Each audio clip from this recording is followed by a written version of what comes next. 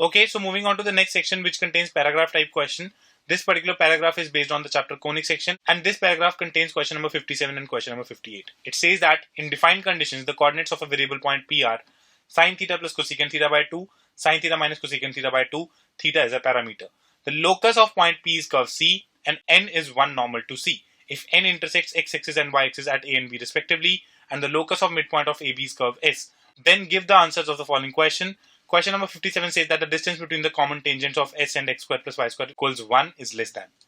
Students, let us first of all start this question by finding the locus of point P. P is a point whose x coordinate is sine theta plus 1 by sine theta whole divided by 2. So that means 2h is equal to sine theta plus 1 by sine theta. Similarly, 2k is equal to sine theta minus 1 by sine theta. So if you square and subtract these two equations, you will get 2h whole square minus 2k whole square is equal to 4. That means h square minus k square equals 1, and that means x square minus y square equals to 1 is the required curve, that is the curve C. Now, normal to this curve C at point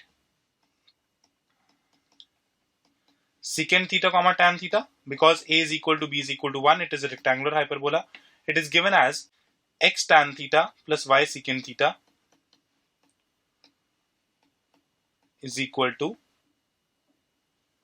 2 secant theta tan theta. This is the equation of normal at any general point, which is given as secant theta comma tan theta in the parametric coordinates. Okay. Now, A point is the point this normal intersects the x-axis. So that point will be 2 secant theta comma 0. B point will be the point where it intersects y-axis 0 comma 2 tan theta. So midpoint of AB, let us say M, is the midpoint secant theta comma tan theta. So students, what happens now? I need the locus of M. Locus of M is same as the locus of curve C because it is again secant theta comma tan theta. So locus of M is x square minus y square equals 1. That means this is the curve S. So S is same as the curve C. Okay. The distance between the common tangents of S and x square plus y square equals 1 is less than. Students, if you plot this rectangular hyperbola and the unit circle x square plus y square equals 1, you'll see that two vertical lines, x equals 1 and x equals minus 1, are the common tangents of these two curves. That means the distance between these two common tangents is equal to 2. And what is the answer? Is less than. So A, B, D is the answer. 2 is less than 3, 4 and 5. A, B, D is the final answer for this question. Let us move on to the next part, which is question number 58. Question 58 says that which of the following is not true about the curve S? So S is x square minus y square equals 1. S intersects y axis at 2 points. Obviously it is wrong because it never intersects the y axis. Option number B. Equation of tangent at 2 comma root 3 is 2x minus root 3y equals 1. Very true because we obtained the equation of tangent at a point lying on the curve by t equals 0.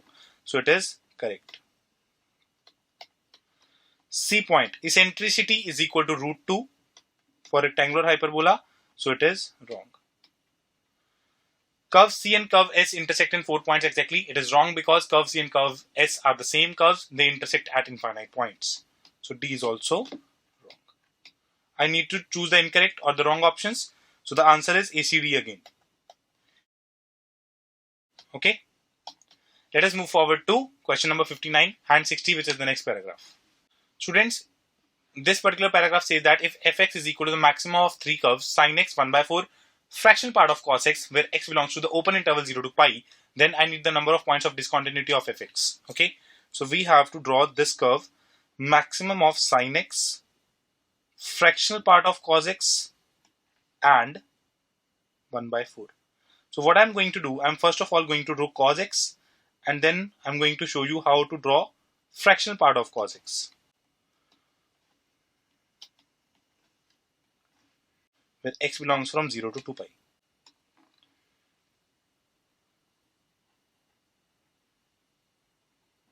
Students, it is very clear that the fractional part of any function The range is from 0 to 1. That means a fraction is always positive, so the output of this function has to be positive always. In the first quadrant, when x belongs to 0 to pi by 2, cos x is the value lying between. If 0 is open, that means this point is open. And since it is a fraction already lying between 0 to 1, so the answer of fractional part of cos x and cos x will be same. This is the answer. When we talk about x equals to pi by 2, the answer is 0. When we talk about x equal to 3 pi by 2, the answer is 0. When the values are lying between pi by 2 to 3 pi by 2 for x-axis, we have cos x lying between -1 to 0. So the fractional part of cos x will be obtained by adding 1 to it.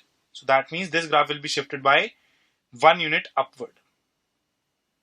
This is the graph. Open interval, open interval. Then again, from 0 to pi by 2 and from 3 pi by 2 to 2 pi, it is exactly same. So we have this as the final answer. 2 pi is an open interval, so let it be. This is the graph of fractional part of cos x.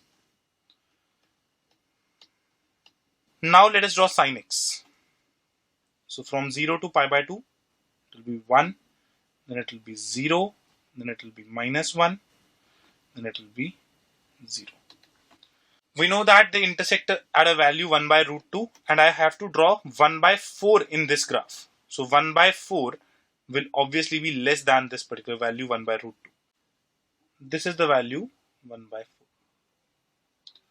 So in red color we have sin x graph, and this line is simply y equals 1 by 4.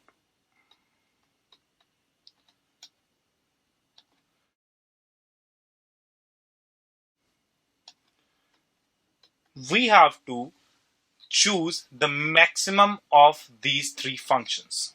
So how to choose the maximum? Let us assume it is raining from above, and whatever the graph is getting drenched over there, you have to select it.